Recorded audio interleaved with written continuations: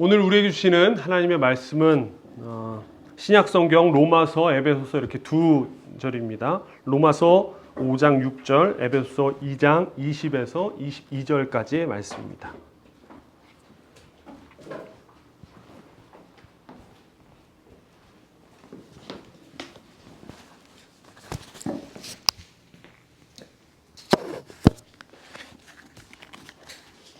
우리가 아직 약할 때에 그리스도께서는 제때에 경건하지 않은 사람을 위하여 죽으셨습니다.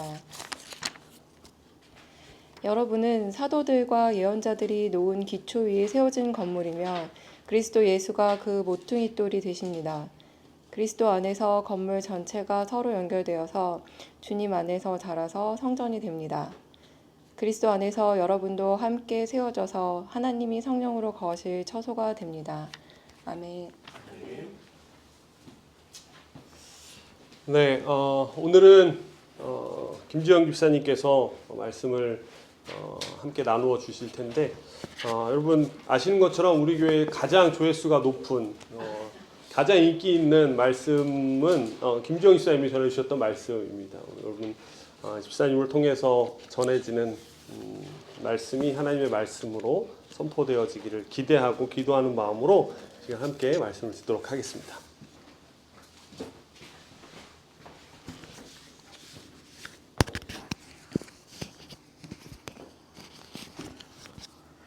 네, 오늘 우리 그리스도인들은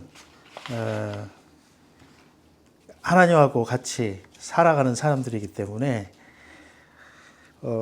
언제나 이렇게 툭 치면 나와야 돼요. 뭐가 나와야 되냐?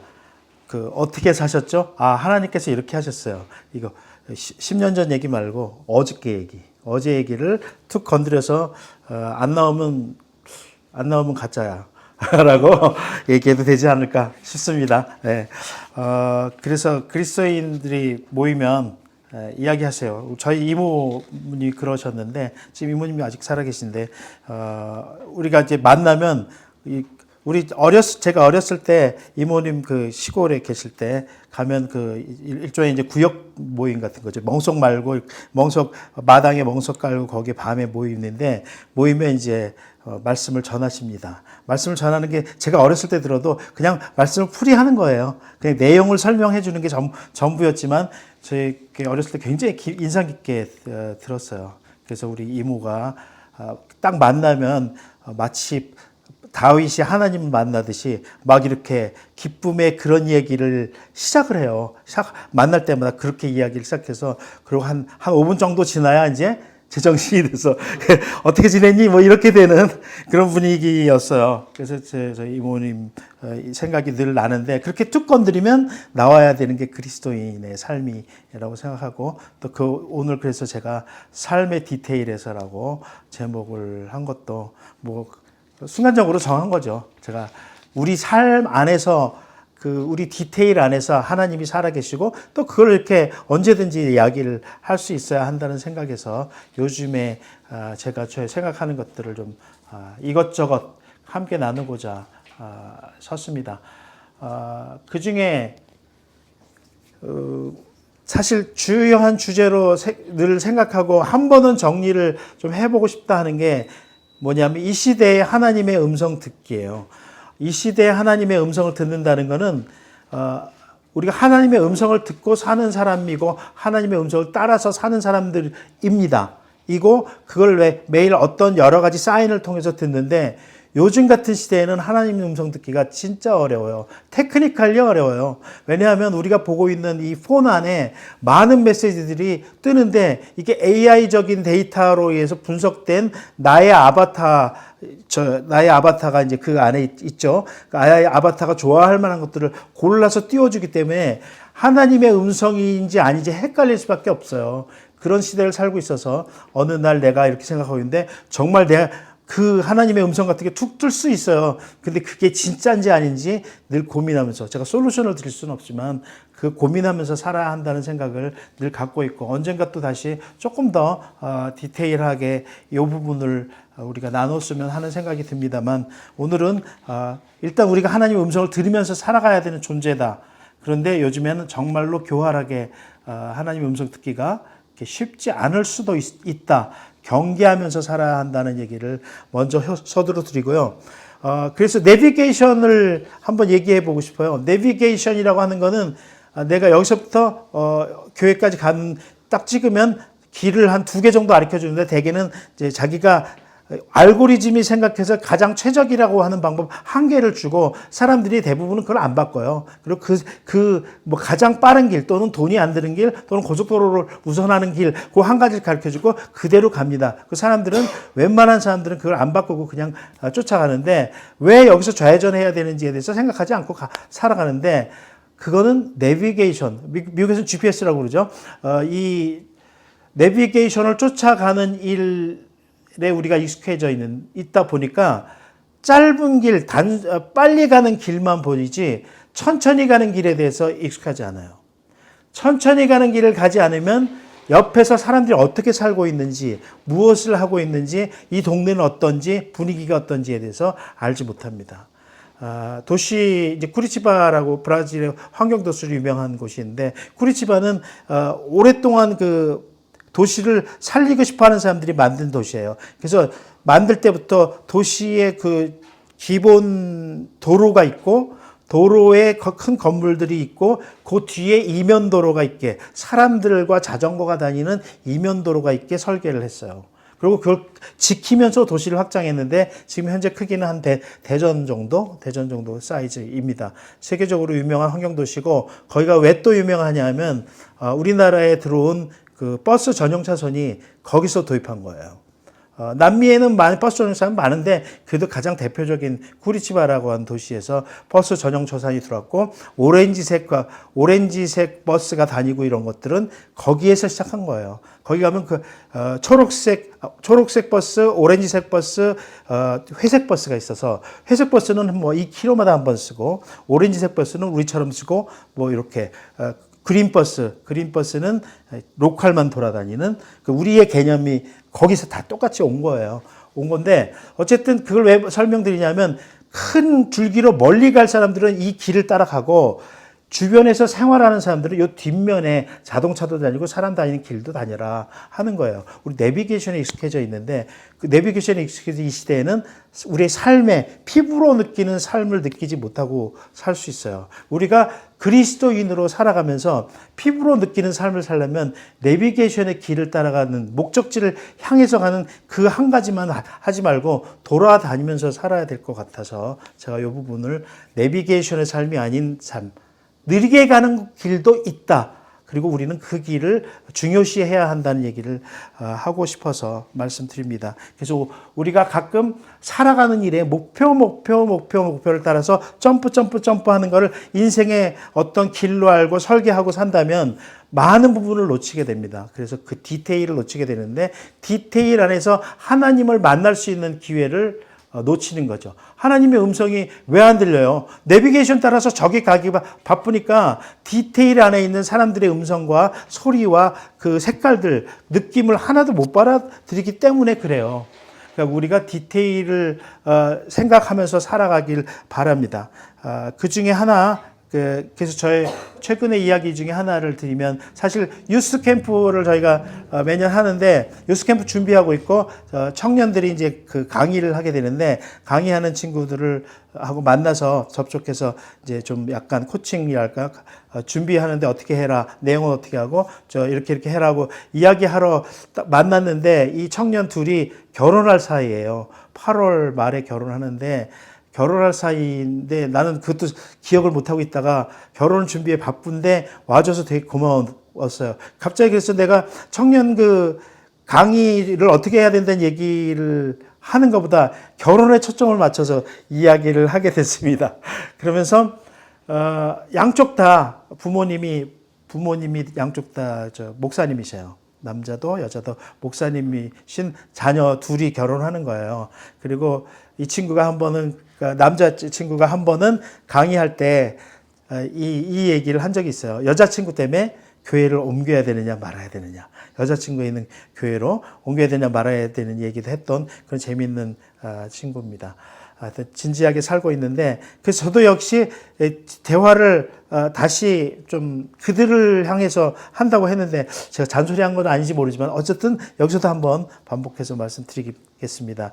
저희 아내 얘기를 해야 되는데 저희 장모님의 그 아버지대 예, 그렇게 저희 아내로 따지면 4대 위에 어르신이 그 지방에서 벽돌로 교회를 지으셨어요. 벽돌 교회 지은 교회가 있어요.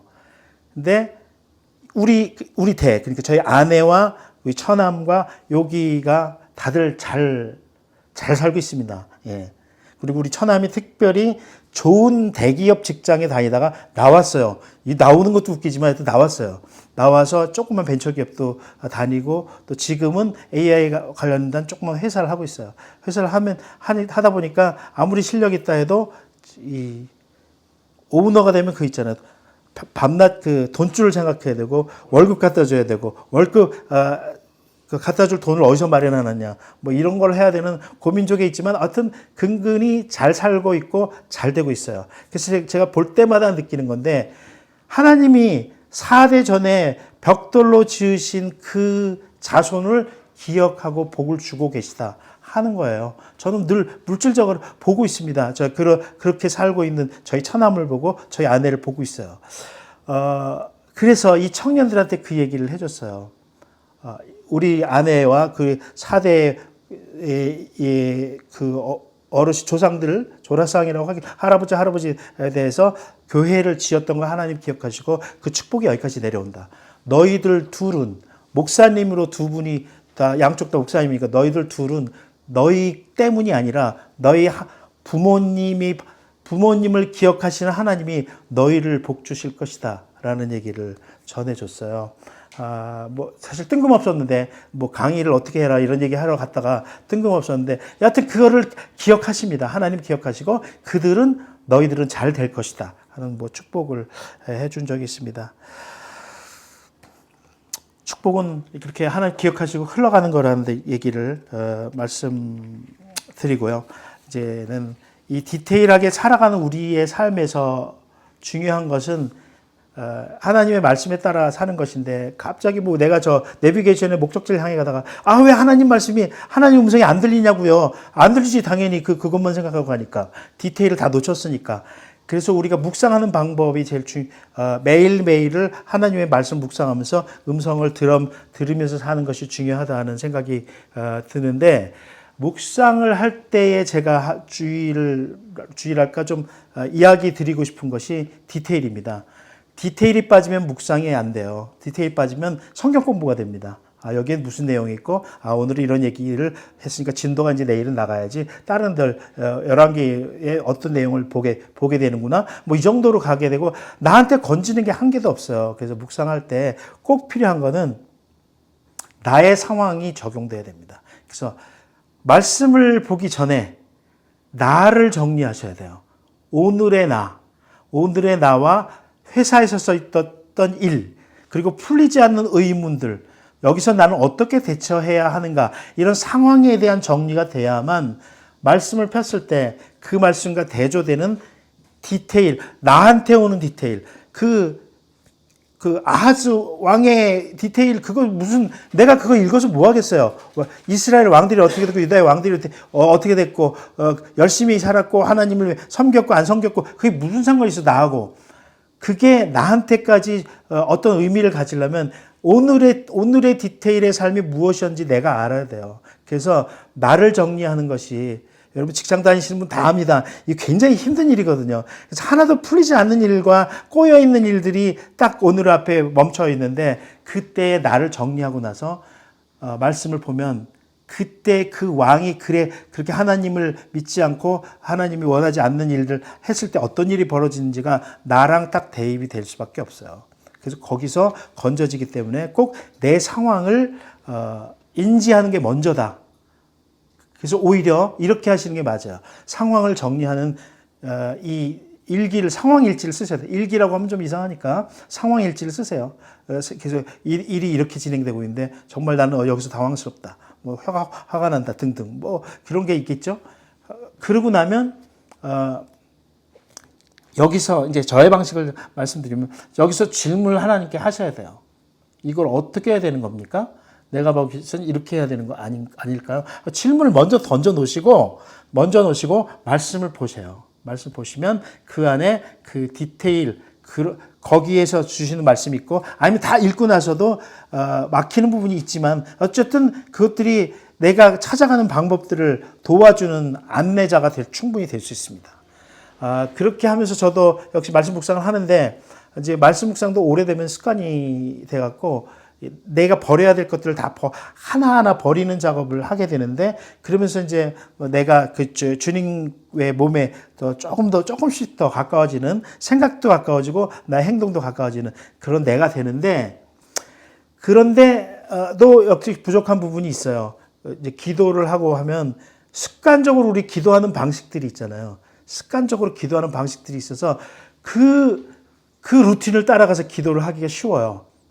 아시죠? 뭐 우리 아내를 위해서, 자녀를 위해서, 상황을 위해서 막 이걸 막 요청하는 기도를 먼저 하는데 우리 전에 알지만 주님께서 가르쳐준 주기도에는 나의 상황에 대한 얘기가 거의가 없고 대부분 주를 인정하는 얘기가 주로 써 있고 나중에 우리 뭐 시험에 들지 않게 해달라든지 빵을 달라든지 이런 얘기가 조금 더 있을 뿐입니다. 그것처럼 나는 어떻게 기도해야 할 때 우리가 생활의 루틴 안에서 기도하다 보면 빠지는 것들이 있는데 그것들을 제가 이 말씀 묵상하는 과정에서 많이 극복할 수 있는 팁이 있어서 여러분들과 함께 공유하고자 합니다. 제가 지금 보고 있는 거는 어느 거든지 상관없어요. 성경을 쭉 봐도 그럴 때도 있었고 뭐 이런 묵상집을 사용할 때도 있었고 근데 그게 지금 어쨌든 나를 도와주는 도구로 쓰고 있는데 제가 지금 보고 있는 거는 생명의 삶이고 영어 버전이에요. Living Life를 보는데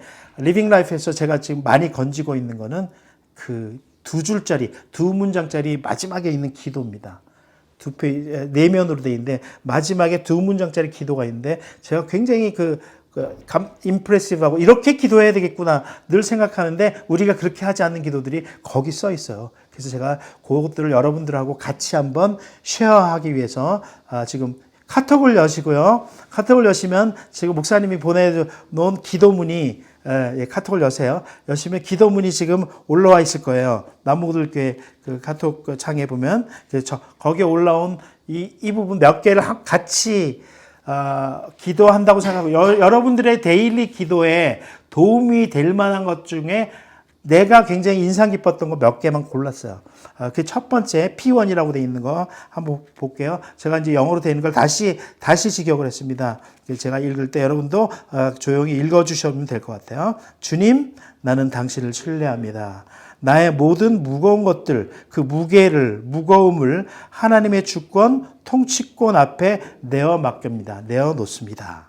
이렇게 하는 기도, 이거 여러분들 사실 저도 늘 써놓고 있는데 이것들이 여러분들이 늘 하는 습관적으로 하는 기도 안에 이것도 포함시켜 주시기를 좀 바라고요. 제가 묵상하면서 건진 팁들이니까. 두 번째 P4로 가볼까요? 요거는 지난 여름에 있었던 거라서 제가 그 상황을 하나 써놨습니다. 제가 같이 읽어볼까요? 오늘 새벽 슈퍼 태풍 중 가장 강력하다는 태풍 흰남노가 그 중심이 부산을 치고 지나갔다. 이게 상황이에요.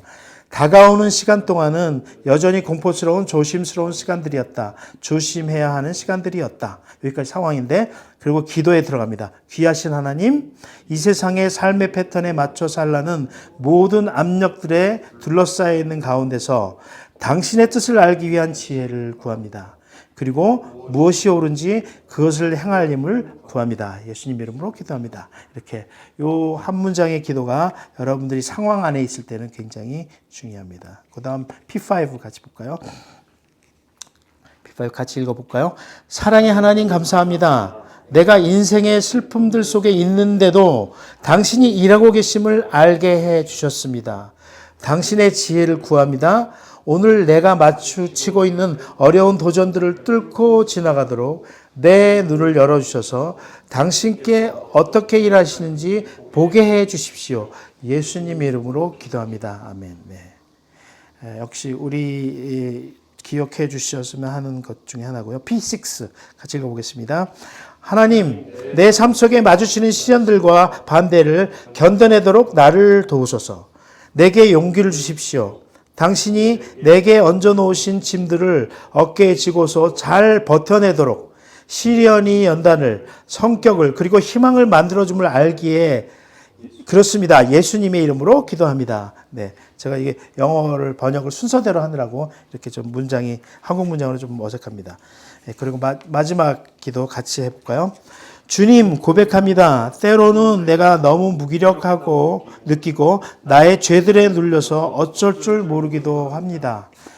그러나 나는 내 감정에 따라서 살지 않기로 결심했고 당신의 약속에 따라서 살기로 정했습니다. 나를 도와주셔서 당신이 나를 데리고 이 모든 계절들을 뚫고 나갈 수 있음을 믿게 해주십시오. 예수님의 이름으로 기도합니다. 네. 제가 이 삶의 디테일 가운데서 그날 임프레시브하게 받았던 것들 중에 몇 개를 소개해 드렸는데요. 여러분들도 상황 가운데 기도를 너무 루틴하게 가지 마시고 이런 정해진 기도이긴 한데 이것이 여러분의 그 언어적 구조, 문화적 구조, 전통으로 인한 영향들을 벗어나고 하나님과 대화하기에 좋은 방식이니까 약간 이 문장이나 이런 것들이 익숙하지 않아도 한번 따라가 보시면 좋을 것 같아요. 두 번째 제가 또 디테일 중에 하나 말씀드리는 건 찬양입니다. 우리 찬송가를 늘 보다가 어느 날 그 CBS 아침 7시부터 하는 라디오에 보면은 미국의 그 컨트리 블루그라스 찬양들을 많이 올려줘요. 그래서 되게 좋은데 가사를 들어보니까 우리가 알고 있는 찬송가 그건 맞는데 가사가 좀 달라. 왜 이랬지? 이 원래 그 영어로 했던 이 찬양과 내가 알고 있는 찬양의 분위기가 이쪽은 좀 밝은데 이쪽은 뭐 슬퍼. 왜 그럴까? 많이 생각해 봤는데 그건 우리 안에 있는 언어 구조 때문에 그래요. 언어 구조 때문에 갖고 있는 부분이에요. 그래서 내가 그때부터 찬송가 있는 찬양들을 정말 나 혼자 그냥 재미삼아 많이 고쳤어요. 많이 고쳐서 했던 것 중에 오늘 두 개를 소개해 드리고자 합니다. 하나는 우리가 알고 있는 정결한 마음 주시옵소서 오 주님. 그 다음에 정직한 영을 새롭게 하소서. 정결한 마음 주시옵소서 오 주님. 정직한 영을 새롭게 하소서. 이렇게 하잖아요. 이거 절대로 빠르게 부르면 안 되죠. 우리말은 빠르게 부르면 안 됩니다. 천천히 정결한 이런데 제가 많이 찾아봤어요. 영어로는 느리게 부르면 안 됩니다. 느리게 부를 수가 없어요. Create in me a clean heart, O God, and renew a right spirit within me. 이거를 도저히 지금 한 것보다 느리게 부를 수가 없어요. 정서적으로 다른 거예요. Create in me a clean heart. 내 안에 깨끗한 마음을 만들어 주십시오. Renew a right spirit. 그 올바른 그 영을 내 안에 새롭게 해 주십시오.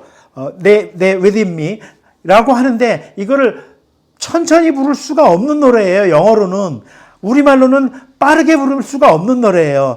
전혀 받아들이는 내용상 본질적으로 틀리지는 않지만 받아들이는 방식이 굉장히 달라서 이것 때문에 이걸 도저히 영어로 해야 되는데 그 영어권에서 찬양을 하는데 영어로 해야 되는데 도저히 느리게 부를 수가 없어서 이거는 적당한 모데레이터 수준으로 적당히 빨리 불러야 되는구나. 그렇게 하고 사용한 적이 있습니다.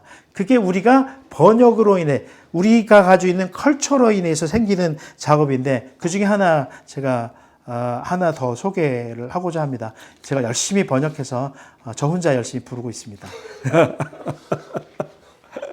그것이 뭐냐면 이 세상 험하고 너 비록 약하나 늘 기도 힘쓰면 큰 권능 얻겠네. 주의 은혜로 대속하여서 비와 같이 붉은 재 눈같이 희겠네. 그런데 이걸 보니까 주의 은혜로 대속받아서로 요새 가사가 고쳐졌어요.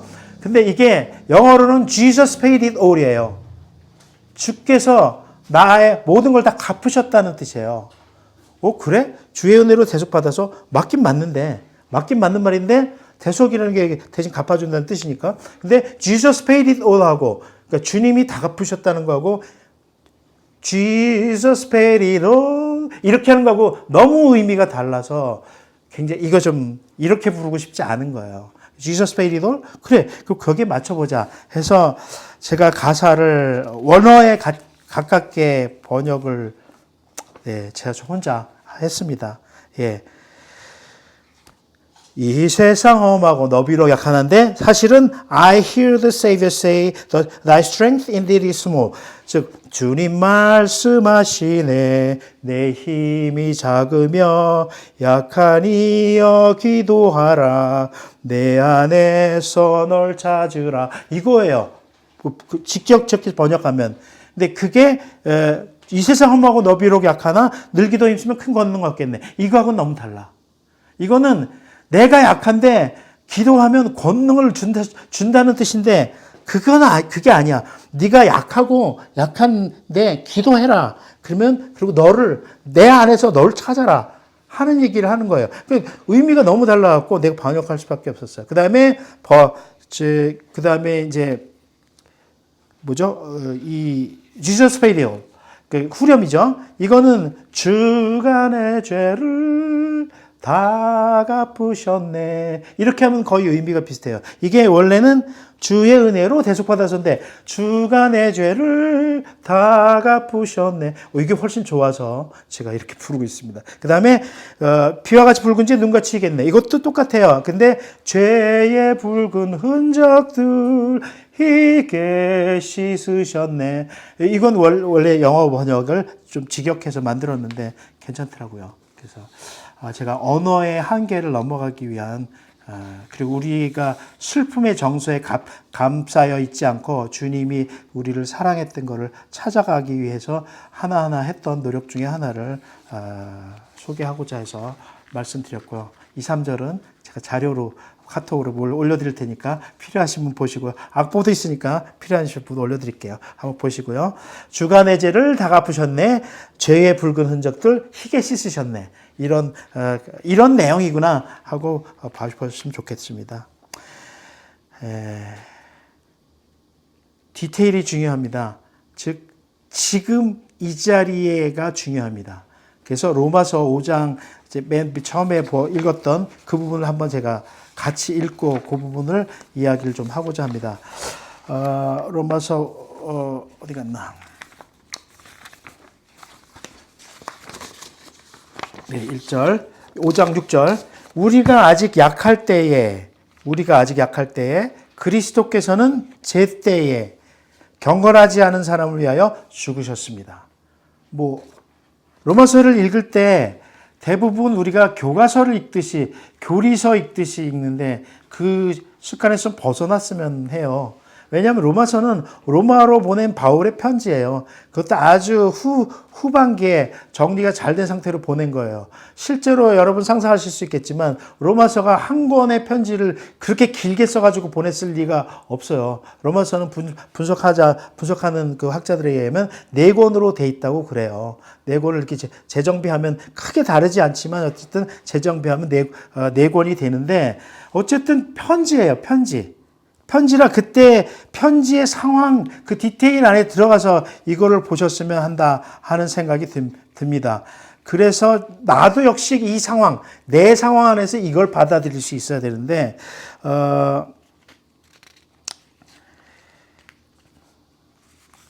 그 당시에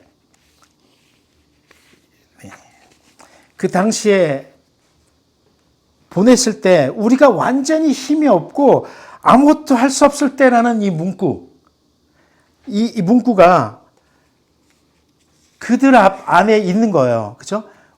여러분들이 아무것도 할 수 없을 때 그때 주님이 여러분을 위해서 죽었습니다라고 얘기하는 거예요. 유대인들은 이 말이 로마 압제하에 있었으니까 아마 설명이 쉽게 될 것 같아요.